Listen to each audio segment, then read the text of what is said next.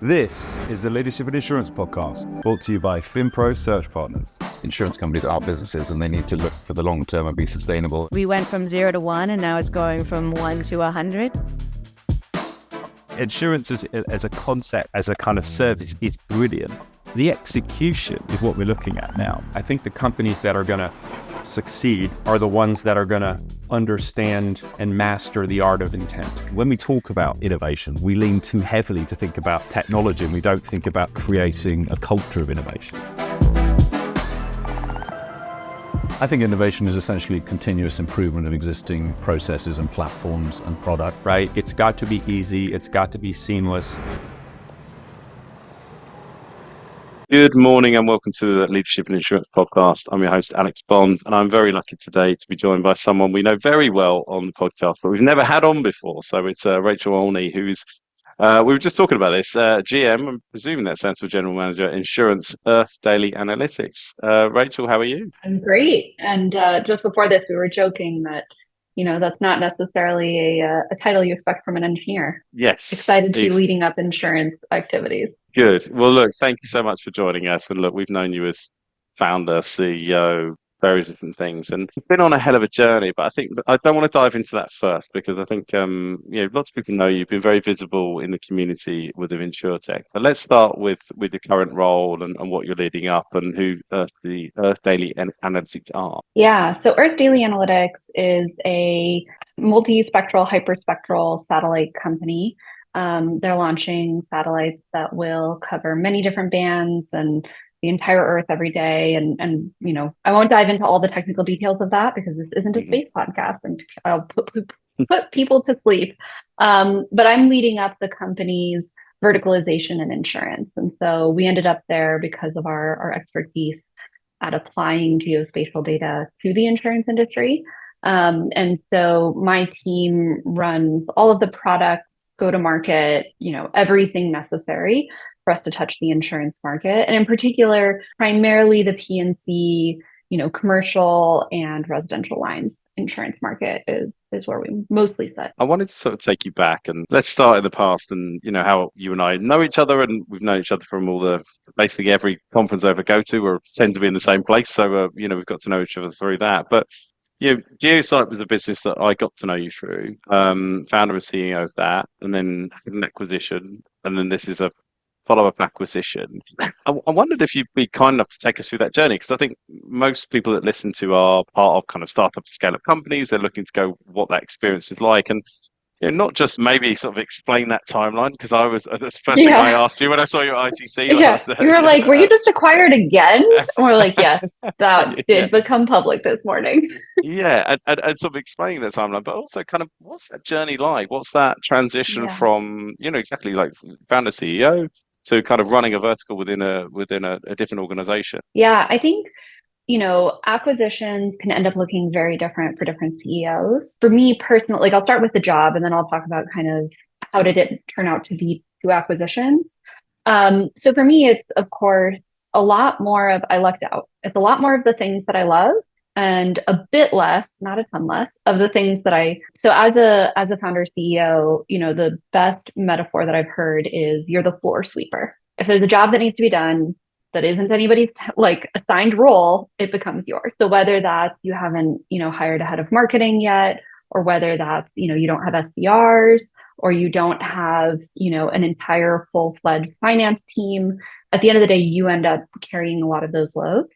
A lot of founder CEOs don't start the company because they're really excited to do, budget planning and, creating outreach campaigns and creating LinkedIn posts and marketing materials and slide decks and all of it, right? They start it because typically they're in love with an industry and they understand a problem that they really want to solve. And they set out to solve that problem by creating some sort of product. And so as the founder, you love those topics, but a lot of your time ends up dedicated to kind of these ancillary sort of tasks. That's where joining forces with a bigger team has been especially valuable for my team and for myself. Is we have a whole marketing team now. We have, a sales team. We have all of these bigger teams around us that have made us so much more effective. And so as a founder, it's a massive shift, but it's definitely exciting. And it's been fun, and we can get into all of that, founder ethos versus business unit lead ethos, if you want. But the funny part about the two acquisitions was just the day of ITC, we announced that the company that had acquired my company was being acquired, and everyone's minds were blown. And they'd come to me and be like, "What? You're being acquired again?" And in all frankness, our team actually knew about both acquisitions before the first acquisition, and so I can talk about that. And really, we knew the CEO of EDA was building EarthDaily Analytics, was building something really unique and incredible. So one of the problems with geospatial data is quality. And I think anybody who's worked really closely with geospatial data has seen this, where you get sold on a dream of what the data can do, but not necessarily what the average of that data actually does. And so with imagery, there's a lot of issues around making sure it is, scientific quality. Is it actually good enough data to make decisions off of? Or is it just data that's good enough to kind of give you a rough idea? And if it's data that's just good enough to give you a rough idea of conditions, then we can talk about all of what those are. Then, you can't necessarily count on it, and the ROI isn't as high. But EDA really set out to build what they call the EDC, the EarthDaily Constellation, which is set to be, highly accurate, more spectral bands, et cetera. And it's this incredible suite of data. The route that we had to reach EDA was through Descartes Labs, which actually is another company that has this enormously storied past. They were the first really big geospatial platform. So in insurance, we all know about a lot of geospatial analytics companies. So whether that's Cape or Arturo or Zesty, all these folks that are producing these property analytics out of imagery, those are incredible. But the first real placeholder in the geospatial industry that built a modern supercomputer was Descartes Labs. And funnily enough, they were founded in New Mexico, which is where I was born. So that made me very happy. And EDA and Descartes Labs were already planning to join forces. And so just, anybody who knows how lots of paperwork happens, sometimes you join one team knowing you're already going to join another team. And yeah, so we were really excited about it. For everybody else, they were like, "How did you get acquired twice in 6 months? That seems crazy." But it wasn't so bad. I think insurance just loves a bit of gossip, so we're just like, well, that's exciting. We'll talk about that. Yeah, exactly. Especially me. I mean, like, my job is to try headhunters trade on gossip. That's entirely our job. Yeah. So You're like, how did I not know this? Yeah, how did I not know? And I'm so upset when I don't know, because we're so chuffed when we do know. I wanted, there's so many things that I wanted to dig into there. Let's take you back to your founder role, and then I think. No, let's do the right thing. Why was that acquisition of all of those kind of journeys the right thing? Why do we need this kind of bigger organization with more? There's more brain trust, kind of tackling a similar problem in a probably a complementary way or competing way. Yeah. Is it just scale, or is there kind of unique USPs of people kind of bringing in these slightly different angles? I'm sure it's much more complex than that, but just be great to get why put it together? Yeah, exactly. For us, the market is headed in a direction where having access to a proprietary data source is extremely valuable, right? So we were looking at what are the most valuable data sources out there. With GeoSite, what we set out to do was create a aggregation platform, right? Our goal was, whether it's property analytics, climate adjusted risk models, post-catastrophe flood data, imagery, damage analysis, you name it. We wanted to bring all that data together into a platform that can filter that data, select that data, and then make it immediately actionable. Because a lot of carriers are just swimming in geospatial data. They don't know how to select the right algorithms for their portfolio. They don't know how to even locate their buildings accurately, intersect that data, et cetera, right? There's lots of geospatial kind of lift that was necessary, and that's what we set out to do. What we knew is, and what we've seen is having the foundational data layer to say, what are the concerns that we should go out and seek the right data for is key. So as conditions change, as moisture builds up in the soil. Hey, let's go pull more exquisite flood models for this region. Let's do that dynamically. Let's look ahead. Let's be able to look at risk accumulation in a dynamic, not a static way. Let's not do it as like an annual review or quarterly review, but instead have a continuous risk monitoring that we can then tie back to our underwriting activities and things like that. And so we knew we wanted to have access to data that allowed us to do that, which of course is what EDC is building. And then at Descartes Labs, that gave us access to a ton of experts who, hydrologists and, land change monitoring, et cetera, all these other kind of foundational geospatial toolkits that we at Geosite were completely reliant on outside partners for, right? So for us, it was a de-risking of, do we have internal capabilities that allow us to select the right data from across the market and put it into our platform? For EDA and DL, there has always been this strategy of, it doesn't matter if you have the world's most exquisite data or the most exquisite analytics, if you can't actually make it usable to an end user. And I think this has been one of the biggest problems in the geospatial industry is you have, what I think are inherently space nerds, who I love. I'm one of them, right? Like all my best friends are. It's not a knock, but they're so in love with the absolute exquisite nature of the technology that they forget that if they're talking to somebody who maybe isn't a space nerd, they're not actually going to care about you listing off all the specifications of the sensors on your satellite. What they care about is, does this allow me to manage risk? Does this allow me to react when there's an event? What does this allow me to do? And what is the ROI of this data? And so Don, the CEO of EDA, who, is now my boss, we can talk about that, having a boss all of a sudden. That's interesting. And he's awesome. His vision is really to have this model where you have this exquisite data, but then you have industry experts who are productizing that data. So it's not just about the creation of the data and throwing it over the fence and hoping other industries figure out what to do with it. His vision has always been, we're going to have to collect these industry experts and teams who know how to make this data valuable in these different markets. And so that's really the vision that they're executing and that we're excited to be a part of. And which means we get to kind of run with the insurance industry. It's our industry to tackle with whatever products or services we see fit. It really reminds me of my vein of academia in my family, and my uncle's a professor of algorithmic theory and get my teeth in, or was anyway, and a leading London university. And then he kept flipping in and out of industry because he'd go into industry, and it's effectively what it would be was that he was obsessed with getting the algo right, and he'd get it, 80-90% accuracy or whatever efficiency or whatever they were looking for, and it wasn't good enough for him because he's academic. But they were going, it's usable. They're like, there's no ROI to the last 10%. Yeah. There's we don't care about that. Like we've spent the money, we've got to that. That's going to make us money. It probably would have made us money at 60. Now we're over the moon.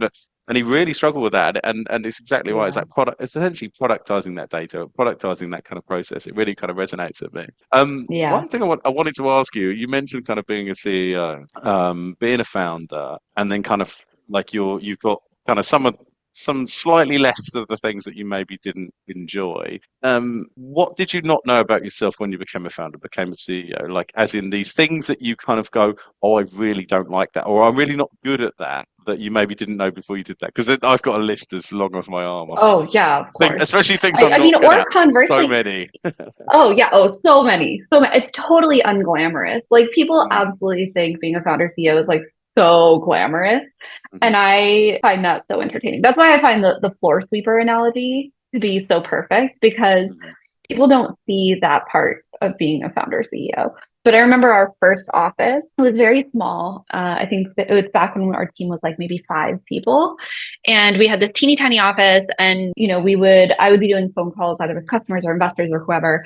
And I would feel bad. It was just an open office, right? I would feel bad talking on the phone in the office while everybody they had their noise canceling headphones, but it was only canceled so much.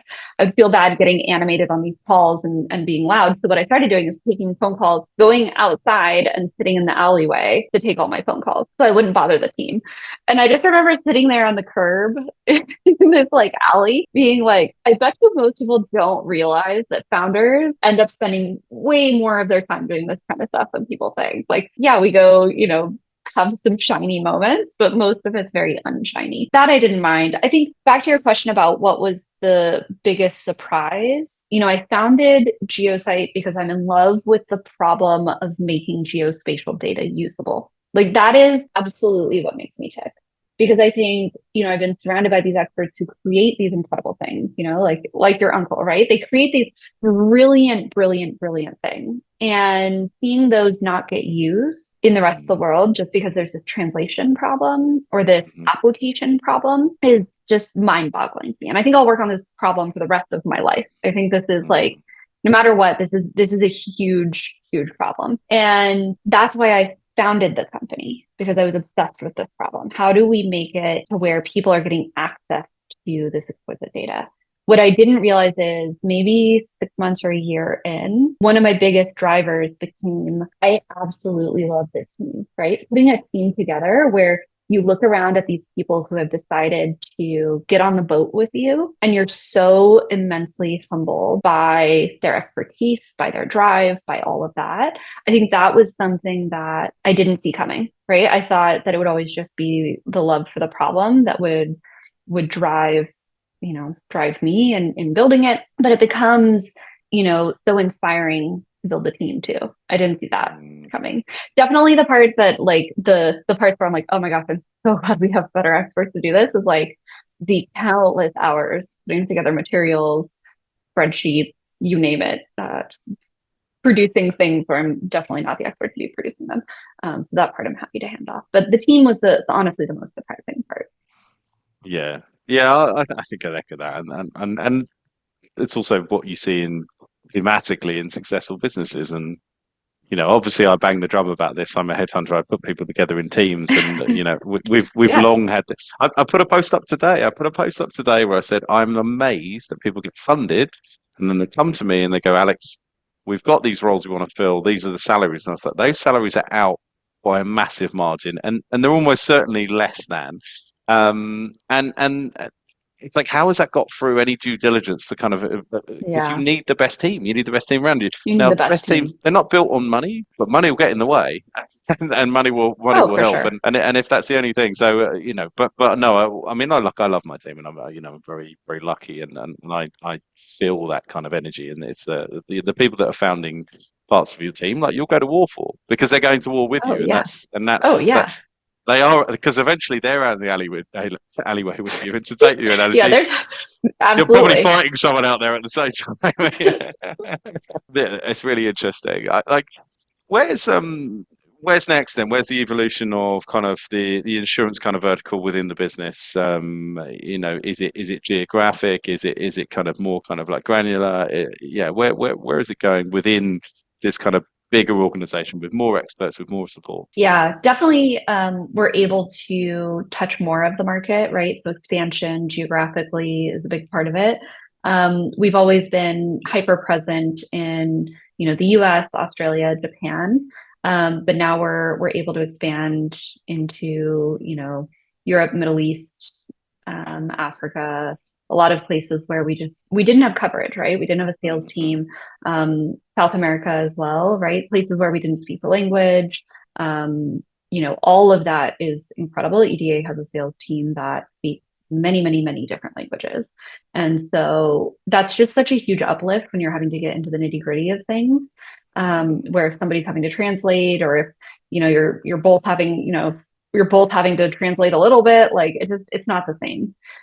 So that's been enormous. Definitely, the EarthDaily constellation is getting launched next year. That'll expand us much more rapidly in terms of offerings. So the cleanest way to describe it is, right now, what we give people is an extremely rich view of risk, but it is somewhat static, right? So we have, some sort of flood model or some sort of, fire model, et cetera, that we're showing customers about their portfolio. And maybe the modeling company that we're working with is updating that every quarter, usually every year, things like that. And then with EDC, what we'll be able to do is enrich that data to look at a very dynamic view of risk. Back to that what I was talking about risk accumulation and risk management, a lot of our capabilities there will just absolutely skyrocket. So right now we're still staying fairly focused on our bread and butter, which is, being able to look across an entire portfolio, apply the right data to the right parts of that portfolio for various things, right? You might have typhoon risk in Australia, and then you're worried about wildfires on, the west coast of the US, and then you're worried about hurricanes in Florida. And so across your portfolio, you're using lots of different data sets. That part still absolutely working on, and still, where we're, bringing a lot of value. And then in the future, it'll be being able to enrich that with, okay, here is how your risk is changing dynamically. You can make decisions about your portfolio or accumulation and things like that. So that'll be kind of 2.0 that we get to do once the constellation is launched. What I love about that is that we talk about risks being dynamic, but I don't think we talk enough about the response to that enough, like the ability for the underlying risk from an underwriter's perspective. So we talk about educating customers to become better risks. If we give them dynamic information, they get to be dynamically better risks. They get to respond to that, and then we get to see how do they respond, how much effort do they put into the response, and therefore we get more data again about how good a risk really are they in the long term. Because if they're not responsive to this kind of rich data that you're sending them, then actually long term maybe they're not a good risk. They just statically are at this point in time. So I'm really fascinated to see how that goes on. Yeah, and that can be so important for the communication between the carrier and the reinsurer as well. So there's a carrier that we're working with now where a lot of they're mutual. So for them, they're creating a program to basically, so yeah, it's about the actions. Like, what do you do? Okay, great. Now we understand the risk. Okay, so what? Right? What they're doing, and I get really excited about this, because this is the part where this is, again, when we go back to like what drove me to start Geosite in the first place, it's like, what was the actual real world on the ground impact or business impact of the data? What they're doing is they're looking at the dynamic fire risk to their portfolio, and then they're offering basically matching programs to pay people, say, hey, if you're willing, we'll pay for 50% of what it costs to do tree removal to put in a 100-foot defensible space around your facilities, right? And so they're reaching out to customers based on this dynamic data set, saying this piece of our portfolio, these 12 specific portfolio members, they just became a higher risk because the fire risks have changed for this year based on the rainfall, based on tree growth, based on actually convective storms where trees fell down and died. We had a blowdown event. Now we have higher fire risk, et cetera. And so these facilities are now more at risk than they would have been on average if you were looking at a 1 in 200 year model or 1 in 50 year model. And so because we know that these specific assets are at risk, let's help facilitate them taking proactive action. And that's already having impact, right? So there was a wildfire and, a major facility didn't burn down, and it was a critical infrastructure facility. And it is extraordinary that this entire town that had this catastrophic event is still going to have access to clean water because they were able to, make sure that there was area cleared. And so that's like a very granular use case, but you can imagine at the portfolio level, you could say, okay, within this region, here's how things are changing. Here's the way we want to reach out to customers. And then being able to then communicate that to your reinsurer or create captives or create other things to basically restructure your risk starts to have a huge impact on the portfolio as a whole. And we're really excited to see people using the data in that way, right? It's not just about, hey, there was an event, can we pay out claims? That's also very important. But also, how can we get ahead of that if we understand risk? Yeah, and I think we're certainly going to start to see a trend towards reinsurers not wanting to underwrite carriers that don't have this level of responsive data, because otherwise, too risky. It's just they're too risky, and they can select. Yeah. And when the option is there to not, then why wouldn't you? I'm really conscious of the time, and I really want to sneak this question in. And this is it's kind of a selfish question, which I did tell you ahead of time, because I don't want to do that thing of bringing you on and go, you're a female founder and you're a female CEO, so I'm going to ask you a question about that and speaking for other people. The reason I'm bringing this in is we connected over several things. Like, We're on SureTech Women was part of it, and me and Sophie were the founding team. Talk to you. One of the things that we got to do is a privilege to that. We're invited to lots of these talks. I have seen you put on stage And I say put on stage because it feels very performative because it always asks the same questions. I never saw you on stage talking about geosite and geospatial data and the things that we've just You're discussed. Like, attending the wrong talks, Alex. yeah. But I did see you get Yes. asked continuously about imposter syndrome or are you judged for what you wear in a meeting and I just and it frustrates me because I just we joked ahead of time and I hope you won't mind sharing this. It's like if you don't know Rachel personally, it's like if someone doesn't have imposter syndrome, it's this woman I'm talking to, because why would you? There's a stack of Yeah. evidence to say you've got a PhD in a relevant topic in your space, expert in your field. Why would you have that? But if it was a man up there, we wouldn't ask them. So I just kind of wanted to get your hot take really on like how do you feel being part of those events? Are they important if they're angling the wrong way? How do you respond to what I think kind of BS questions? I'll be honest. I'm just thinking, why are you Yeah. wasting your time? Yeah. Um, quick correction. Almost a PhD. I have not turned in my dissertation. So Oh, I'm like, sorry, I always have to correct people. Not quite, not sorry. quite. Because I still have to like hold that carrot out there for myself that I do need to turn in my dissertation at some point. Um, it's so funny because so my favorite, I must have been so tired this day. I look back and I'm just like, I cannot believe I said this. But my actual favorite answer to the what is it like being a female CEO question was it was actually at an annual LP meeting. So the people who give VCs money, those are the LPs. And it was probably not a great idea to say this in front of all of them. But we had just had this really in-depth, very technical conversation on stage. And the first question, again, this wasn't even what's it like a female founder panel. This was a panel about product market fit in highly technical and non-technical markets and like how that is different. The first question was, what's it like being a female CEO? And my response was, well, I assume being a female CEO is a lot like being a male CEO, except the questions you get are less interesting. And the room was just like dead quiet. And I was like, next question. And this person was like, oh my God, okay. Oh, I I hope had no I patience hope that day, someone's clearly. recorded that. Oh gosh, it was so bad. And afterwards, of course, my investor, actually one of my board members, comes up to me and he is dying laughing. So of course he had a good sense of humor about it because he was like, "Yeah, screw them. That was a dumb question." Mm, And it's pretty good. But yeah, I mean, I think in reality, because female founders get 2% of funding out of venture funding, right? We get such a small amount, and actually that's gone down over time, not up. I haven't checked the stats for last year, but I know that the trend was going down in 2023. So I haven't looked at what 24 looked like, but it used to be in like the 3.4 area, and then I think it came down a little bit. But it's such a small percentage within kind of our area of tech that it is unique being a female founder. And so I think it's worth noting that it is different, right? In the same way we talk about equity versus equality, right? So like there are some differences that have to be paid attention to. And I think as a female CEO, you have to, be eyes wide open about that. And there are times where it's appropriate to talk about that.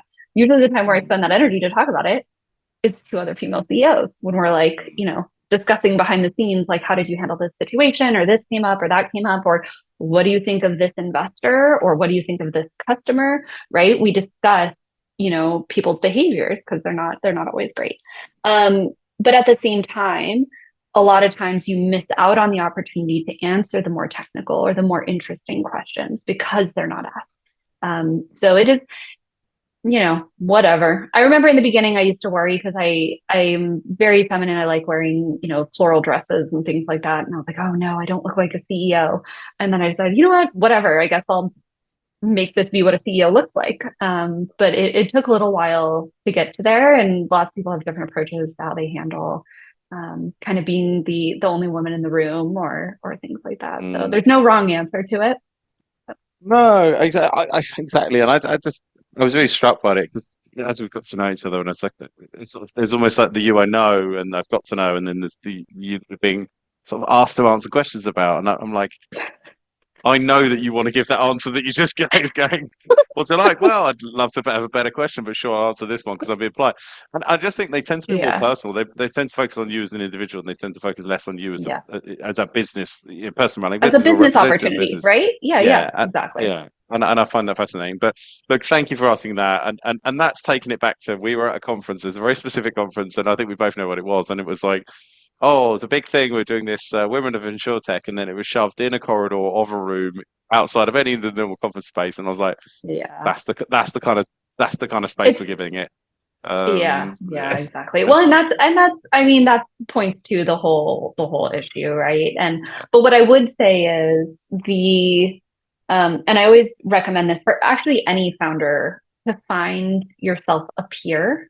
So whether it's academic background, demographic, you name it, like finding somebody who you're like, okay, you're having a similar experience from various facets that I am, and then having kind of those mentors is really important. So like I tell female CEOs, like go find female CEO besties. Like you're going to need people that are having a similar experience, even if it is just in the hallway at a conference, because that's where they stuck the women in event. So it's still a good place to go, find some peers and connect with people. And at Geosite, we ended up actually having an all female executive team, totally unintentionally. Our founding CTO. Was a male colleague I had met while I was working on my PhD, and really extraordinary. And then, when he was ready to move on and we brought someone else in, it turned out that we, hired a woman. And then I was like, we have an all female executive team. And it was awesome, right? And we were so excited. Yeah. But it was definitely by accident, and Yeah. definitely unique. Yeah. What I'll say is, when you have a female executive team, you can recruit really extraordinary people, because other women in the industry that are like, hey, I want mentorship from someone who looks like me. You're able to grab those people, which is amazing. Yeah, and if people can, because the amount of briefs I get going, this has to be that woman in this role because we need some more senior women. And then you look at the board and going, well, it's all guys that are a little bit like me, and I was like, You're like, why would a woman join this team? Yeah, I know this is really a hard sell. Yeah. Like, thanks very much, but Yeah. but anyway, look, thank you for answering that question, Rachel. I wanted to do this a long time. You jumped on, and we did this on the fly with very little prep. So thank you so much. Yeah, I'm really excited to see what you do next. But thanks for being a guest on the Leadership in Insurance podcast. Thank you so much, and looking forward to seeing you soon.